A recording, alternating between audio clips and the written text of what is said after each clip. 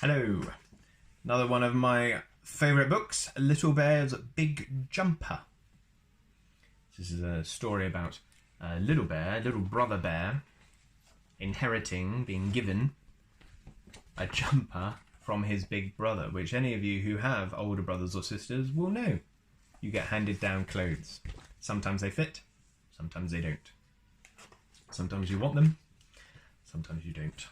I had an older sister, got quite a lot of her clothes. Not really for me. Big Bear loved his stripy jumper. It was warm, it was soft, and it was his favourite. But it was getting harder and harder to put on. "It's too small for you," said Little Bear, giggling. "It's not," said Big Bear. "It fits just right." What do we think? I'm not sure that fits just right anymore. Mum laughed. "I think it's time I knitted you a new jumper, Big Bear. Why don't you give that one to your brother?" "But it's too big for him," said Big Bear.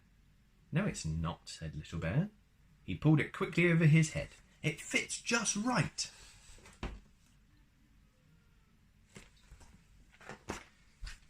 "You'd better look after it," said Big Bear. "It's my favourite jumper ever." "I will," said Little Bear happily. "It's my favourite ever too." He already loves it. He's only just got his new jumper. Off they ran together to play. "Now I look just like you," cried Little Bear.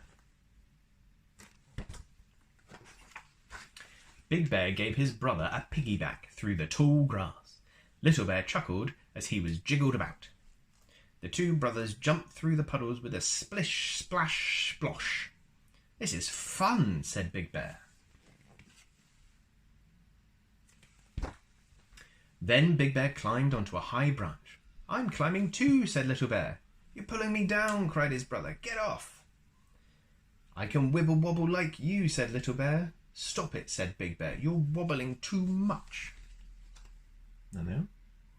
And suddenly, crack went the log, and it split in two. Splosh went the bears as they landed in a muddy puddle.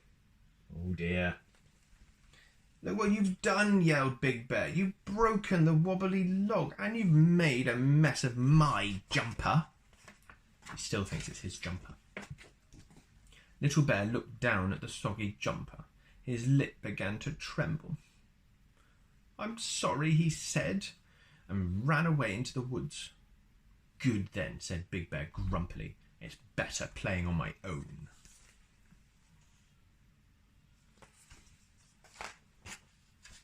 Big Bear slid down the slippery, slidey slope. He chased a butterfly until he was dizzy. Then he sat on the end of a seesaw. But with only one bear, it wouldn't go up or down.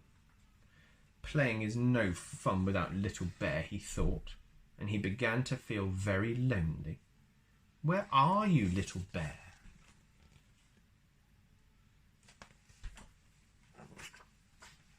Big Bear searched the places Little Bear liked the most.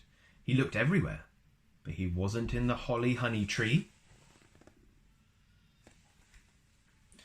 or their den in the bush.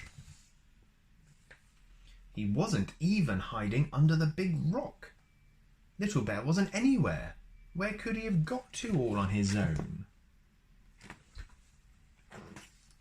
Suddenly, Big Bear saw a woolly thread, so he followed it quickly through the trees, round a bush, and deeper into the woods, until at last he found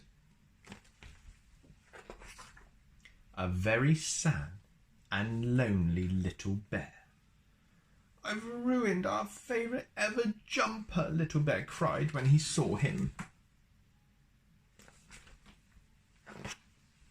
Big Bear gave his brother a big hug. "Don't worry," he said kindly. "It's only a jumper. Sorry I shouted at you." "It's all right," Little Bear sniffed. "I shouldn't have run off without you." Big Bear took him by the hand. "Let's go home," he said. And the brothers making up. On the way back, Big Bear wrapped up all the wool into a ball. "We had a little accident," he told Mum when they got home. "Poor little bear," said Mum. "Don't worry, I know just what to do." I wonder what Mum's going to do. Mums always sort things out. The very next morning, Big Bear and Little Bear had the best surprise. 2 brand new matching stripy jumpers. Now I can be just like you, Little Bear, said Big Bear. You're the best brother ever. There they are. Matching outfits. And that's the end of the book with the last little bit of wool at the end. There we are. Little Bear's big jumper.